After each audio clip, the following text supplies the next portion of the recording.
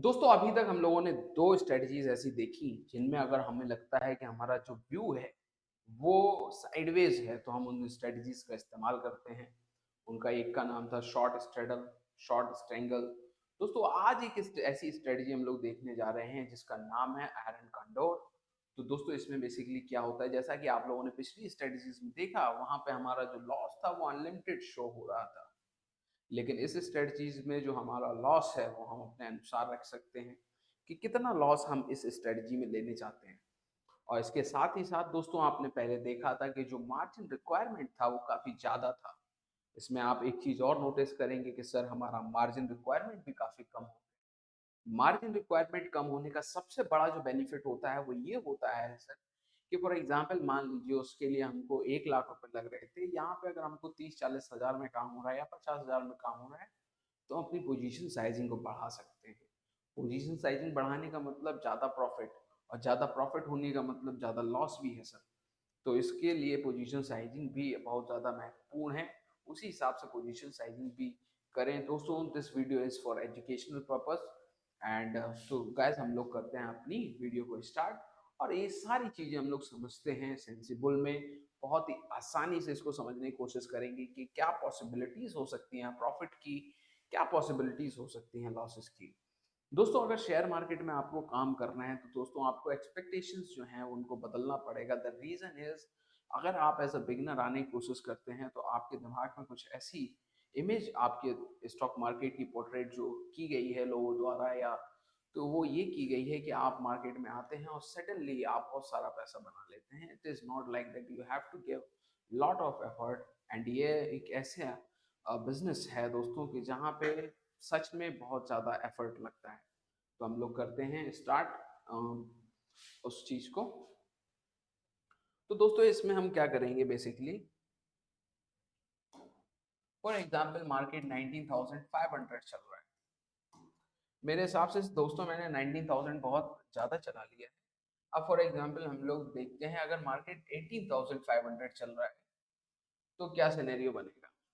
18,500 चल रहा है सर, तो हम क्या करेंगे, एक तो put option, OTM, PE, depending upon the price, जो भी हमारा मन करे वो हम ले सकते हैं। और एक ओटीएम सी। दोस्तों इसमें बेसिक जो चीज़ है वो हमको ये समझना है कि ये स्ट्रेटजीज क्या हैं। स्ट्रेटजीजों के नाम कई सारे हो सकते हैं जिनके उनमें हमको नहीं पढ़ना है, आखिर उनका हमको कॉन्सेप्ट समझना है कि क्या किधर पे काम हो रहा है। उनका बेसिक्स को अगर हम समझेंगे तो हम ज़्यादा बेहतर तरीके से काम कर पाएंगे। तो एक इसका ओटीएम अगर हमको सेल करना है तो फॉर एग्जाम्पल 18,000 हम 400 का सेल कर रहे हैं। ओके। और इसका एक हमको ओटीएम सेल करना है तो 18,600 का हम सेल कर रहे हैं। ओके। अब दोस्तों इसमें हम देखेंगे कि हमने 100 पॉइंट का जो है ना गैप लेके रखा हुआ है। तो ये हमारी एक नेकेड पोजीशन है। ये दोनों हमारे भी नेकेड पोजीशंस हैं।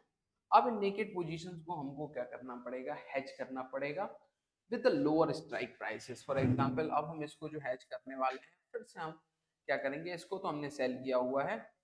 अब इसके जितना हमारा रिस्क टेकिंग एबिलिटी होगी उस हिसाब से हम करेंगे। तो फॉर एग्जांपल मैं 100 पॉइंट्स का वो रिस्क लेना चाहता हूँ सिर्फ कि 100 पॉइंट का मुझको लॉस हो, तो 18,300 के हम पुट को हम लोग जो है ना बाय भी करेंगे। And same this goes with 18,700 का, इसको हम बाय करेंगे।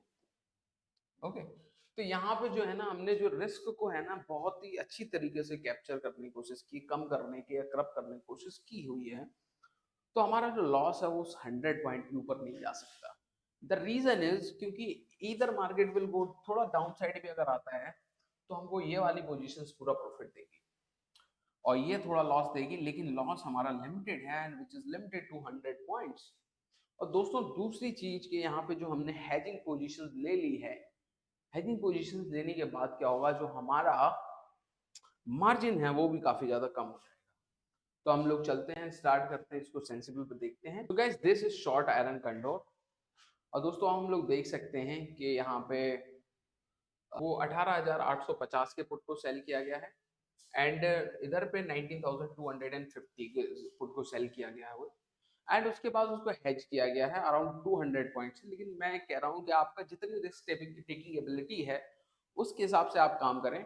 एंड तो इसमें अब हम देखते हैं कि जो हमारा मैक्सिमम प्रॉफिट है वो 6000 के आसपास है, मैक्सिमम लॉस है वो हमारा 3000 के आसपास है। अब इसमें जो फंड रिक्वायर्ड है, आपने अगर देखा होगा लास्ट वीडियो में जो हमने विदाउट हेजिंग के काम किया था, तो उसमें 1,90,000 रुपीज रिक्वायर्ड था। तो आप देख सकते हैं कि फंड्स जो है ना काफी ज्यादा कम हो चुके हैं। अब हम देखते हैं इसके पे ऑफ ग्राफ को।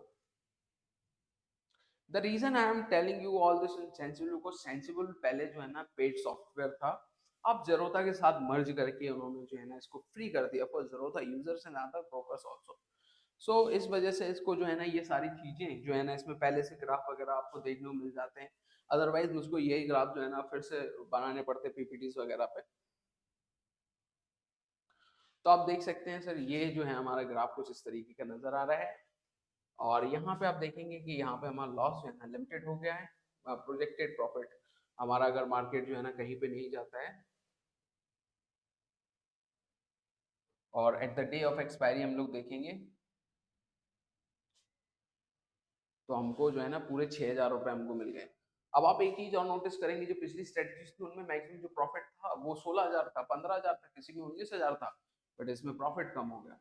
लेकिन आप अगर ये दूसरी चीज समझने की कोशिश करेंगे तो इसमें हमारा सर लॉस भी कम हो गया। और दूसरी सबसे बड़ी चीज, अगर आप मार्केट से एक बार पैसा अब अगर आप ये सोच के चलते हैं कि हमको मार्केट से वन टाइम पैसा बनाना है, तो आप मार्केट में कभी मत आइए सर। ऐसा ऐसा नुकसान होता है कि जिसकी कोई सीमा नहीं है। ओके। और इसके साथ ही साथ आप देखेंगे कि अगर फॉर एग्जांपल यहाँ पे हमारे जो ब्रेक इवन्स हैं 18,714 एंड 19,360 86, अगर इस रेंज में भी मार्केट रहता है तब भी हमको जो है ना अच्छा खासा प्रॉफिट रहेगा, क्योंकि हमारा एग्जैक्टली जो है ना पूरा पूरा प्रॉफिट रहेगा वो।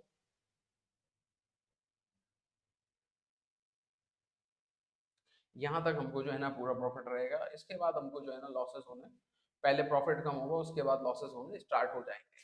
तो दोस्तों ये सबसे बड़ा फायदा होता है इस तरीके की स्ट्रेटजीज का, कि इसमें हमारा पैसा भी कम लग रहा है, मार्जिन भी कम लग रहा है, हमको प्रोबेबिलिटी भी ज़्यादा मिल रही है। तो ये सारी चीज़ें होती हैं। इन स्ट्रेटजीज को दोस्तों इस्तेमाल करने के लिए थोड़ी और एक्सपीरियंस की ज़रूरत पड़ती है। तो आप विद टाइम अगर आप चाहें तो एजुकेशनल पर्पज़ के लिए दोस्तों ये video, I am not recommending anything to do it और नॉट डू इट।